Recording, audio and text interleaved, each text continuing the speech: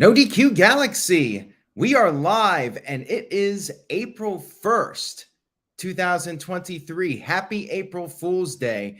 This is a long day. We have Smackdown, the 2023 Hall of Fame to discuss. And then after I get some sleep and a few hours pass, we have NXT Stand and Deliver. And then the big one, night one of WrestleMania. Thank you to everybody watching this live. I know it's very late. Walter Cruz, Darren G, Michael Wayne, Hamp Connell, Torvik23, Matthew. I appreciate you all being here. TJS is in the house as well. Let's go ahead and get into this because it is late and we got a lot to discuss. We are going to start with WrestleMania Smackdown. The Usos came to the ring for a promo. They were quickly interrupted by their challengers for WrestleMania, Kevin Owens and Sami Zayn. Sami Zayn called it the biggest tag team title match in WWE history. And word on the street is that maybe, just maybe, this match will be the main event. We'll see. I think it should. Zayn said that they are going to put an end to things once and for all, and he wants there to be nothing left unsaid. Owens talked about how when he first debuted with WWE, the Usos made him feel welcomed. He looked up to them until they changed, until they started doing their cousin Roman Reigns' bidding, and it only got worse at the Royal Rumble. And if it wasn't for Sami Zayn, KO said he would not be standing there. And they are taking the titles. Jimmy Uso responded by saying that Kevin Owens and Sami Zayn wish they could be what the Usos are. They wish they had that brotherhood. And Sami Zayn said that blood isn't the only thing that makes family. Loyalty makes you family. And they chose blood over loyalty, even though Roman Reigns has not been loyal to the Usos, especially Jey Uso. Zayn said that they are going to put the Usos out of their misery, and maybe they can leave Reigns and finally be the old Usos again that are respected by the locker room. And Jey had a reply to that. Jey said that once KO and Sami lose the match, KO is going to turn against Sami Zayn, stab him in the back like he always does, and it will be Bloodline Mania for the Usos at WrestleMania. Caleb Jacobs sent in a $5.54 super chat. Caleb, thank you for that. He says, so what do you want to talk about? I want to talk about getting some sleep, but we got to get through the rest of this and the Hall of Fame. This is the craziest time of the year. So much wrestling going on. And I do want to talk about it. I miss the days of being on the West Coast when it was like 9:41 p.m. instead of 12:41 a.m.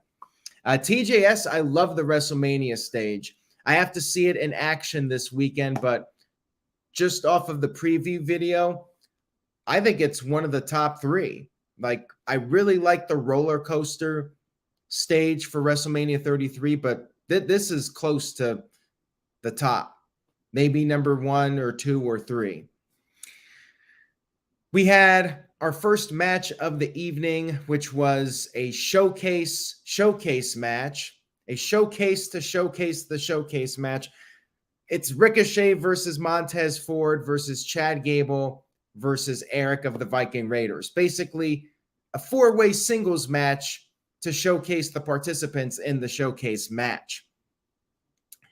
These matches, it's just filler, but it was pretty good. You had a little bit of back and forth action here, some comedy.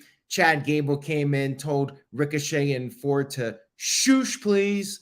And he started doing some dancing moves, and they double drop kicked him out of the ring. I guess Vince probably had something to do with that one. Certainly seems that way. That the whole dancing gimmick, anytime somebody does that, I think of Vince. And You had Ricochet and Montez Ford going for dives to the outside, but Eric and Gable caught them and suplexed them on the floor. And Sarah Logan got involved at one point, distracting Ricochet. And Montez Ford ended up doing a dive onto everybody on the outside. And then back in the ring, Ford hit the frog splash on Gable, but then Ricochet stole the pin and got the win. And I mentioned this to Noah Foster. I'm officially changing my pick. I initially went with Strowman and Ricochet to win, but no more. After this, with Ricochet getting the win and Ricochet and Strowman were standing tall on Raw, I don't think they're winning now. I'm going with the Viking Raiders, especially if Sami Zayn and Kevin Owens are winning the titles. They need some heel tag teams to go against. I'm officially changing my pick. Hamp Connell sent in a $5 super chat. Thank you for that, Hamp. Much appreciated. Says, today in wrestling history, 2001, the greatest WrestleMania of all time and possibly the greatest pay-per-view ever, WrestleMania 17. It's definitely up there. It's not my personal favorite because of the Steve Austin heel turn. A sour last note. It was not the final note of a day in the life on Sgt. Pepper. Let's just put it that way. It was a bit flat. But other than that, like, it was the Sgt. Pepper of wrestling pay-per-views as far as I'm concerned. Although Sgt. Pepper isn't even my favorite Beatles album, so there you go. We had a video package for Charlotte and Rhea Ripley. No other build-up with them. And doesn't really feel like it's going to be the main event, considering that they haven't really done a whole lot. On the other hand, you have KO, Sami Zayn, the Usos all over the television. We had an Andre the Giant video package to lead into the 2023 Andre the Giant Memorial Battle Royal, or the Dre, as I like to say. Only two people got entrances, Bobby Lashley and Braun Strowman, solo entrances, I should say. Everybody else just came out. They were in one big clump. So, you know, we all knew going in, like, Bobby Lashley was the easy favorite and the obvious logical choice, right? Baron Corbin was immediately eliminated, so his downward spiral continues. When are they going to pull the trigger with the Lone Wolf repackaging? Maybe after WrestleMania? Michael Cole did mention Cesaro. I wonder what Cesaro was doing this evening. Oh, that's right. He was on the Ring of Honor Supercard of Honor, which I did not see, but I do know the results of it. Sounded like a very good show, although there was an unfortunate injury to Dante Martin. I did see that clip.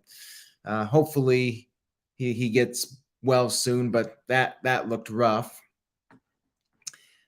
Retro Pixel Drew 64. Like that username, sent in a $5 super chat, says, were you expecting this type of heat on Dominic when he broke up with Ray? I didn't. I did not think this was going to catch on as much as it did. I think it was needed, though, because Dominic as a babyface felt flat. And this heel turn really allowed him to shine. So I did think it was a good idea at the time. But yeah, I think it's exceeded a lot of expectations. I think he's doing fantastic. Anyways, back to SmackDown. The Dre specifically. LA Knight was extremely over in this match. And when Bronson Reed eliminated him, the crowd booed heavily. I really hope that after WrestleMania, LA Knight gets the massive push. Like, they are sleeping on this guy. Like, he is way more over than his push. Imagine if they actually push this guy strong, like main event level. Like, this guy can be a world champion. I'm throwing it out there. I think if LA Knight got the opportunity, he could be WWE champion. The guy is just a natural, and the fans absolutely love him. He's organically getting over. And we all knew this guy had some talent. Like going back to Impact Wrestling and the NWA when he was on Power, like you could see it. And some people were writing him off saying, oh, you know, he's already too old. He's pushing 40. But Bobby Lashley became WWE champion in his mid-40s. And speaking of Bobby Lashley, let's get back to the match. You know, we had a lot of moments with the big men in there. Strowman, Karrion Kross was in there. Although I never even saw Karrion's elimination. I completely missed it. So, yeah, he just randomly got tossed out at some point. You had Braun Strowman doing the power slam to Bobby Lashley, but then Bronson Reed took advantage, eliminated Strowman, and then Reed went for the tsunami but missed, and that's when Lashley hit the spear. Lashley was able to eliminate Reed and win the Andre Battle Royal. No surprise here. By the way, people in the chat room, I'm not sure if this is accurate, but I presume it is. People in the chat room are saying that Bobby Lashley has issued an open challenge for WrestleMania. So maybe they'll do something with LA Knight there. Maybe Bray Wyatt actually does show up. Who knows? I mean, he could, right? Maybe Uncle Howdy shows up. I presume that'll be night 2 to make it an even 7 matches for each night. So the Battle Royal was fine, but nothing too special. We had another showcase match. Shayna Baszler versus Natalya versus Raquel versus Sonya Deville. Very basic match here, like not even at the level of the other one. Just a short, basic match. Raquel was able to kick Shayna Baszler out of the ring and prevent Shayna from ruining the power bomb, the chokeslam bomb that Raquel does. Raquel got the win over Sonya, basically meaning that Raquel's not winning, which I didn't think she was anyways. I think the powers that be do appreciate LA Knight. It's just a matter of the timing. I think after WrestleMania, we'll start to see LA Knight get pushed. At least I hope so. You know, Mr. Money in the Bank. I'm calling it. It should be LA Knight, and I think there's a decent chance it will be. We had a Cody Rhodes video package to hype up WrestleMania, and then we had a Rey and Dominic video package, and we had a really cool backstage segment with Legado del Fantasma and Rey. Rey thanked them for having his back. Rey was getting ready for the Hall of Fame speech, and he had a gift or gifts for Legado del Fantasma, and those gifts were LWO t-shirts, the Latino World Order, which was Eddie Guerrero's faction in WCW. And I remember Eddie was trying to get Rey into the group, and Rey didn't want to be in it. But yeah, of course, being Eddie's faction, it's a little throwback to that. And that's pretty cool. But I'm still thinking Legado turns on Rey. I don't know if it's going to be WrestleMania or after, but part of me keeps thinking that this is all a big swerve and Legado is going to betray Rey Mysterio sometime in the near future. We'll see. Maybe not. We had a tag team match, a Can They Coexist special. We had Drew McIntyre and Sheamus versus Imperium. And Sheamus would set up for the bro kick. McIntyre tagged himself in, and then they shoved each other. Imperium got the upper hand for a while, and then later, McIntyre got the hot tag, went for the Claymore, but Sheamus tagged himself back in. This usual crap that they do. And then they finally worked together. Bro kick to Vinci, Claymore to Kaiser, Sheamus pinned Vinci, and that was that. Gunther was watching backstage, not happy about this. So I'm not a fan of these segments, like the Can They Coexist. It's just one of those overdone, lazy booking segments. This and the showcase matches, a lot of it was just filler. It was what it was. Hamp Kano with a $10 super chat. Thank you for that, Hamp. Much appreciated. Says, Strowman can't even hide calling shots in the ring. He is awful. Why would you only have an entrance for Lashley? At least make it a little unpredictable. They need to abolish the whole damn thing. Well, I tend to agree with you, or just have everybody come out together, including Lashley. But then that makes Lashley look like less of a star. So it's damned if you do, damned if you don't. But yeah, I'm not the biggest fan of these random ass Andre the Giant battle royals that really don't mean anything. Like, at least have a stipulation where the winner gets a title shot or something. I don't know. And then we had our final segment of Smackdown, and then we'll talk about the Hall of Fame here for a bit. Cody Rhodes came to the ring. It was hyped up as a Cody Rhodes Roman Reigns confrontation, but 95% of this was Cody cutting a promo. He said all of his cards are on the table. He has no aces in the hole. He said he is the most prepared he's ever been. And then he started getting hyped up. Being in California, he started reciting the lyrics of California Love by Tupac. And that was pretty funny. People already made memes of it. And then he took a pretty big shot at Roman Reigns. Roman Reigns said that Cody was not even couldn't even get over in his own promotion. And Cody responded by saying that Roman Reigns for 11 years was the guy that WWE invested millions of dollars in, and it took 8 years until they finally got a return on that investment. That was quite the line, and a lot of people would agree with that line. At this point, Cody said that he was Roman Reigns' successor. He's going to be the new champion. Roman Reigns showed up, did his big entrance to the ring, and the crowd was chanting Roman, which he got a pretty big reaction. It's going to be, not overwhelmingly positive for Cody. I feel like it might be 75-25 or maybe even closer than that.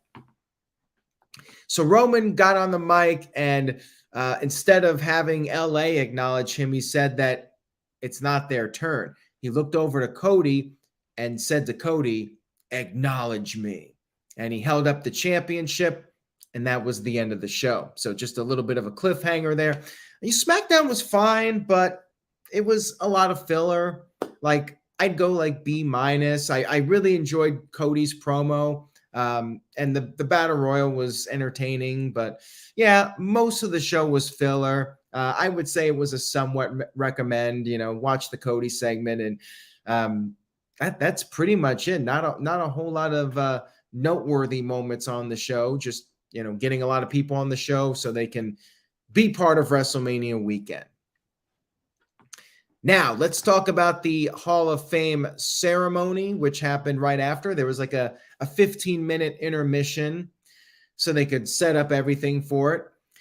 Stacy Keibler was the first induction. Mick Foley and Tori Wilson were there, and Mick Foley brought up how Stacy had called him and wanted him to do the speech along with Tori. Mick Foley praised the women of Stacy's era, including her. Jason YT sent in a $5 super chat with a random question, so I will answer it very quickly here. My thoughts on WrestleMania 23. I think it's a very good WrestleMania. Batista and Undertaker is a great match. John Cena versus Shawn Michaels was a great main event. And Vince McMahon getting his head shaved was an all-time classic WrestleMania moment. So yes, I do think that was definitely an above-average WrestleMania. Thank you for the super chat. So back to the Hall of Fame. Tori talked for a bit. She called Stacy bold and fearless. Talked about Stacy breaking barriers outside of wrestling, doing Dancing with the Stars, being the best mom she could be. And that's when Stacy was introduced, and Stacy talked about her fandom. They showed the picture of her with the Bret Hart sign on an episode of Nitro. And she talked about the Nitro Girls audition and never expected it to lead her into the Hall of Fame. She, of course, thanked a lot of people: Medusa, Trish Stratus, Lita, Tori, of course. She thanked Fit Finlay, Shane Helms, the Dudleys for training her and making her a better wrestler. And she also, of course, praised her family. They were at ringside, thanked the fans. Good speech here, pretty standard, but cool to see her. And she seemed legitimately happy for this induction, and it was a nice moment. Hamp Connell with a $5 super chat. Thank you for that, Hamp. Much appreciated. Says, do you agree with having the guys and girls wrestle on the week of WrestleMania who are in a big match? I don't. It risks a serious injury. Well, that's a fair point. And, you know, they're probably a little extra careful with not going too crazy the last week before WrestleMania, hence these shows where they focus on the video packages and whatnot. But yeah, you definitely don't want somebody getting hurt like right before the show, and you know, they're not going to be going out there and doing like a crazy ladder match 6 days before WrestleMania. That would be really dumb. I'm sure they've done it in the past, but I think they try to steer away from stuff like that. And yeah, Stacy looked really good. Tori looks good. You know, considering their ages, they look pretty damn amazing. So now moving on. Hopefully I don't lose power here. It's thunder and lightning out there right now. Psycho Jet Black is here. Shout out to Psycho. When is David Flair entering the Hall of Fame? Well, maybe next year. Maybe he'll go in with Batista. We'll see. Never say never, right? I mean, I to be fair, I did like his tag team with Crowbar and Daphne. That was a fun trio. But yeah, seriously though, I would say highly unlikely in all likelihood. Andy Kaufman was next up, and Jerry Lawler, unfortunately, because of the stroke, could not be there, but he did produce a short video message. He introduced Jimmy Hart. Speaking of guys and people that look great for their age, Jimmy Hart is 79. And, you know, he looks amazing considering how old he is. And he had a lot of energy, some pep in his step. You know, hats off to that guy. He's living good. So, of course, he managed Andy Kaufman in Memphis, and he talked about their history, talked about how much Andy Kaufman loved the business and would do anything for it. Kaufman's siblings were brought out. They talked about Kaufman's love for the business and how he would have been thrilled to go into the Hall of Fame. And, you know, it was short but sweet. And unfortunately, you know, many years ago, Andy Kaufman had said that he would consider faking his death and coming back 30, 40 years later. And, you know, this would have been the time to do it. So, yeah, no Andy Kaufman pulling the biggest prank of all time, unfortunately, but very cool that they inducted him. And at least Jerry Lawler was able to make a video appearance. You know, considering he had a stroke, he looked okay. Looks like he's recovering, but could not make the trip, unfortunately. But yeah, nice touch for Lawler. And of course, Jimmy Hart had the history with Kaufman, so that worked out fine. And next up, we had the Great Muta. Like Kaufman, never did anything in WWE, but the Great Muta, one of the top Japanese wrestlers of all time, and had some matches in WCW over the years. Late 80s and came back in the 90s as well. Ric Flair came out there and did the induction speech for the Great Muta. Had a good line about how Kevin Dunn called him about the speech, but at first Flair thought that he was in trouble again. Jason YT sent in a $2 super chat. Why couldn't they get Batista for the Hall of Fame? Batista's doing that spy movie, whatever it's called. So just could not make it because of his movie commitment. What is it called? My Spy, something like that. Somebody help me out with the name of that movie. But yeah, doing a movie, bottom line. Ric Flair brought up how tough Japanese wrestlers are, and he praised Asuka, which was a classy thing for him to do.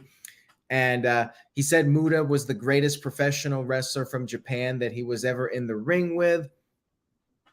And he put Muta in the same class as Shawn Michaels and Ricky Steamboat. My Spy 2, he was in South Africa, Batista was. So Muta came out there and, cool moment, him and Ric Flair embracing, and Muta had limited English, but he did thank the fans and did a little bit of mist spitting, which Asuka popped big for, as did everybody else. So very cool here for WWE to acknowledge the great Muta and give him this moment. Walter Cruz sent in a $2 super chat, says, I think Ric Flair hit the sauce before coming out. Well, thank you for that, but I think Ric Flair's just old, I don't think it has anything to do with being on the sauce. He's what, 73, 74, somewhere around there now. And oh yeah, I forgot that Shinsuke Nakamura was there.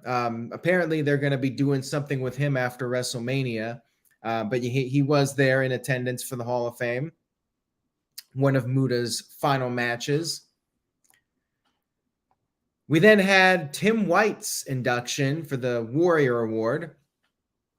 Ron Simmons and JBL did the induction speech because they always did those APA fights at Tim White's bar. So that was fitting. And they praised him for being a good friend, very kind and generous. And White's brothers came out there to accept the award. Sometimes they call it a reward, but award, reward, whatever you want to call it. And this was another nice, classy moment here. I'm glad referees are starting to get some recognition. I hope this is a continuing trend. Jim Johnston, whether it's the Warrior Award or a main induction, whatever, Jim Johnston should get it as soon as possible, as far as I'm concerned.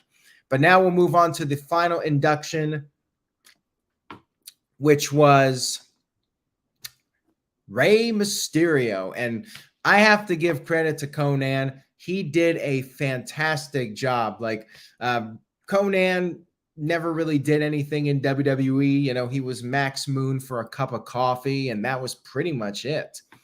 Conan never appeared in WWE during his peak years and really ever. So this was surreal in a way to see Conan on WWE television, and he really nailed this speech. Like, he just talked really well. He was funny. Just everything with his speech flowed nicely. He entertained people. He talked in Spanish, which of course the fans in Los Angeles, a lot of Hispanics there, they were very appreciative of this. And he talked about Rey Mysterio being a hard sell to wrestling promoters, being a small guy and all, during the era of bodybuilder wrestlers, and told the story of how Rey was booked in an 18-plus bar, but Rey was only 15, and they had to pass him off as 19, and talked about ECW, WCW, Dean Malenko being a big factor, their tryout match going over well, and that got Rey his job in WCW.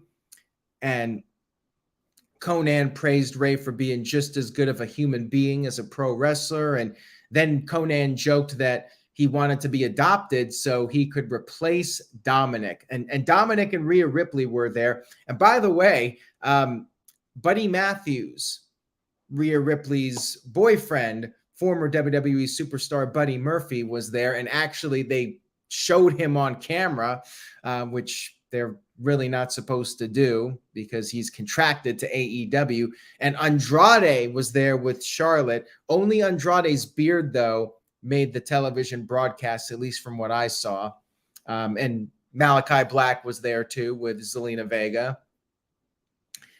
Hamp Connell said that surprised he didn't mention Kidman, La Parka, or Juventud Guerrera. And also, wouldn't they let Malenko sit on the stage? That's just pettiness by Vince. Well, again, he's not working for the company type of deal. And at least for Ray and probably for Conan too, like there's only so many people you can mention. And Ray even said it during his speech that he could not name everybody. Anyways, Conan introduced Ray, called him the Scarecrow because Ray stands out in the field.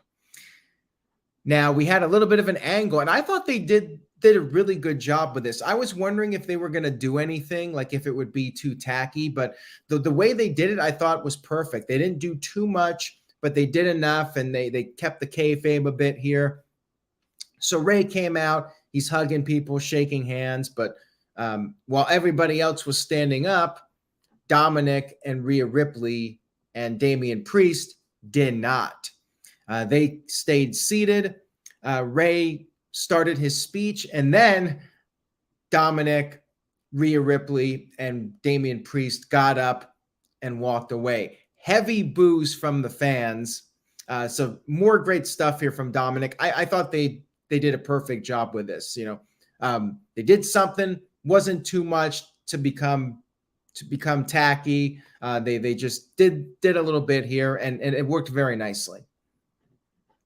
So Ray talked for a bit here, discussed breaking into wrestling, how he did not receive any special treatment.